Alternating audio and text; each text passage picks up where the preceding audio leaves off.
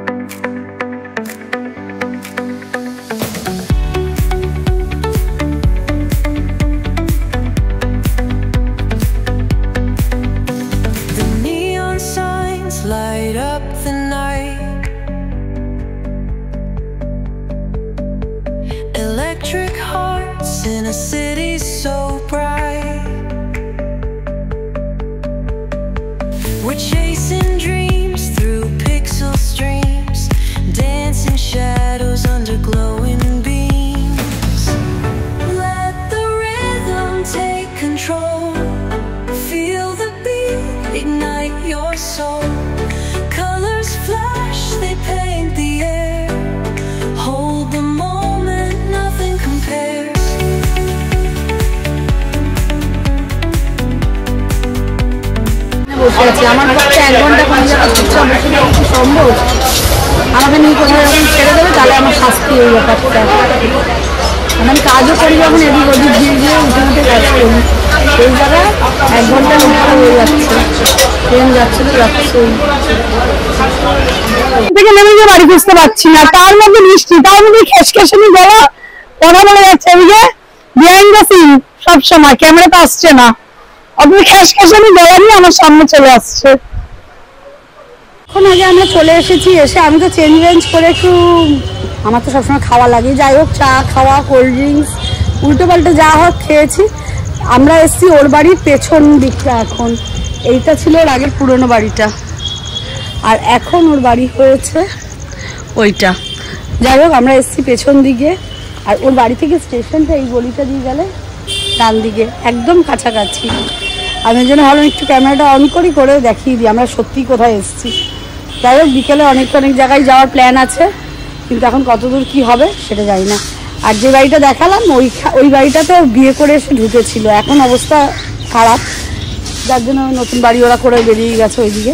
আর আমরা পুরনো স্মৃতি তো ভুলতে পারি না, একবারই আসি আর না আসি, ওই জন্য বললাম একবার চল ঘুরিয়ে নিয়ে ওই বাড়িটা। সেই জন্য ওই জায়গা দাঁড়িয়েই ভিডিওটা করছি।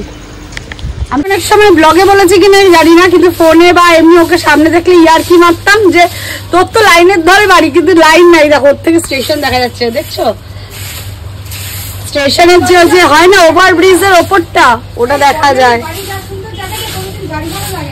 না লাগে না তো, ওদের বিনা টিকিটেই যায়, যাতায়াত করে। মিথ্যা বললাম। বেরোচ্ছি এখন, একটা মন্দির যাচ্ছি। যাই হোক এটা তাদের মার্কেট, আর ওই যে ওইদিকে স্টেশনটা, একদম বললাম স্টেশনের কাছে বাড়ি, এই যে মার্কেট। চলো আগে আগে যাই মন্দিরের দিকে, তারপরে ওখানে গিয়ে দেখা যাবে। বাপ কতখানি হাঁটিয়ে হাঁটিয়ে নিয়ে এসে আমাকে এনেছে যুগল কিশোর মন্দিরে। চলো ভিতরটা আগে আমরা দেখি, তারপর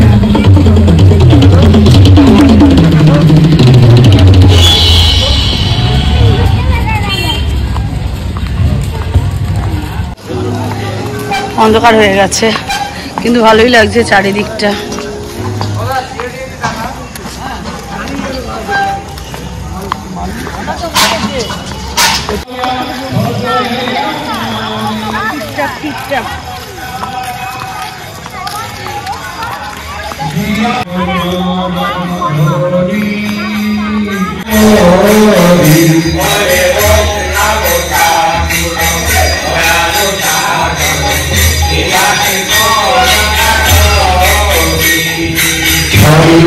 দেখছি আগে যে অন করতে দেয় কিনা দেয়।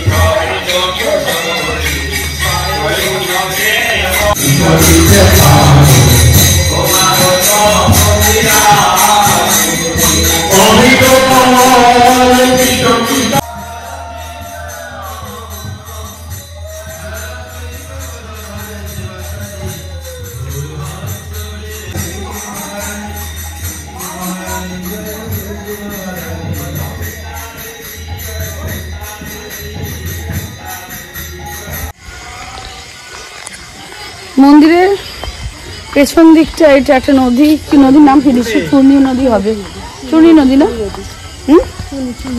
চূর্ণী নদী। এটা শিব মন্দির। আর এই যে নদী এখন স্থির, শান্ত। এত শান্ত থাকে না চূর্ণী নদী।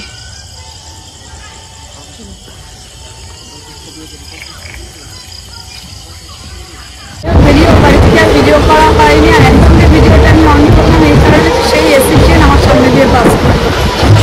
কারণ আমি এখন বড় লোক না, আমি এসি ট্রেন করবো না। যাই হোক, এখন আমরা অনেকটাই চলে এসেছি জল কাছাকাছি। আরেকজনকে গেছিল, সে নেমে যাবে, আর আমি তো যাবো যাবো। আগে যাই, দেখি কতক্ষণ আমি গিয়ে বাড়ি পৌঁছাবো।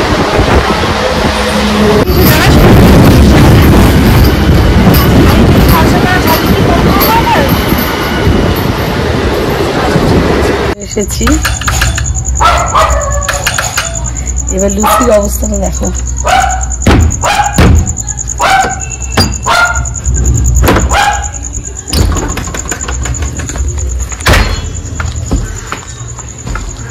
কই রে লুচি, কই রে লুচি, কই রে লুচি। উলি বাবালে, চলো চলো ঘরে আসো, চলো ঘরে চলো। বাড়ি আসার পরে গল্প আড্ডা, বোন এসেছিল, বোনের সঙ্গে গল্প আড্ডা চললো, চা বানালাম, চা খেলাম। আর এখন বাজছে ঘড়িতে 11টা, এখন দিতে গেছি বাবাকে খেতে। যাই হোক, ওদিকে বাবা খাচ্ছে, মাও খাচ্ছে, দুজনেরা খাচ্ছে। আর আমার ছেলে এখনো ওপর থেকে নিচে আসতে পারছে না গল্প সেরে, কারণ আমিও খেয়ে নেবো। আমার প্রচুর জোর খিদে পেয়ে গেছে আজকে। দিয়ে তারপরে একটু ব্লগ যদি এডিট করতে পারি করবো, আর নাহলে রেস্ট। প্রচণ্ড জোর ঘুম পাচ্ছে, আর এগুলো সব ব্যথা করছে। আমি তো ট্রেনে উঠি না, এটা কোনো অন্য ব্যাপার না, ট্রেনে তো চাপি না। এই আজকে ট্রেনে চেপে আমার খুব কষ্ট। তাড়াতাড়ি খাওয়া দাওয়া করে এটা ব্যথার ওষুধ খেয়ে ঘুম মারে, ঘুম না মারলে হবে না। অনেক দিন পর আমাদের মহাপ্রভু এখন মাছের ঝোল আর ভাত খেতে বসেছে। উনি শুনেছি আজকে সকালবেলাও খেয়ে গেছেন, আবার বিকেলবেলাও খেয়ে নিলেন। মানে বিকেল না, এখন রাত্রি বাজছে কটা, 11:10। মহাপ্রভুর খাওয়া কমপ্লিট। আহারে আমার বাচ্চাটার খিদা পেয়েছে, দেখো বাটি চাটছে। কি খেতে দিয়ে দি বাবা। যত ভাবি শুতে যাব তাড়াতাড়ি, তত হয় দেরি। এতক্ষণ করলাম ব্লগ এডিট, এবার এসছি ওই ঘর থেকে মুখ ঠুক ধুয়ে যে এবার শোবো। মা আবার ডাকে কেন দেখি, এই যে আর বায়নার শেষ নেই। আবার যাই দেখি কি জন্য, কি আছে বাবার এই শেষ নাই। ছেলের জন্য একটুখানি চিকেন কেটে কুটে রেডি করে রাখলাম, কালকে যাতে ওকে টিফিনটা একটু বানিয়ে দিতে পারি। দেখি হয় চাউমিন, নেয় ম্যাগি, ডিম দিয়ে, চিকেন দিয়ে, আর পেঁয়াজ পাতাটা আছে, ওগুলো দিয়ে বানিয়ে দেবো টিফিনের জন্য। কখন যাবে না যাবে মোটামুটি একটা আইডিয়া বললো। দেখি কি করি না করি। সকাল সকাল উঠতে হবে। এখন বাজছে 1:20। এই পর্যন্ত যদি ব্লগটা ভালো লেগে থাকে, do like, comment, share and subscribe.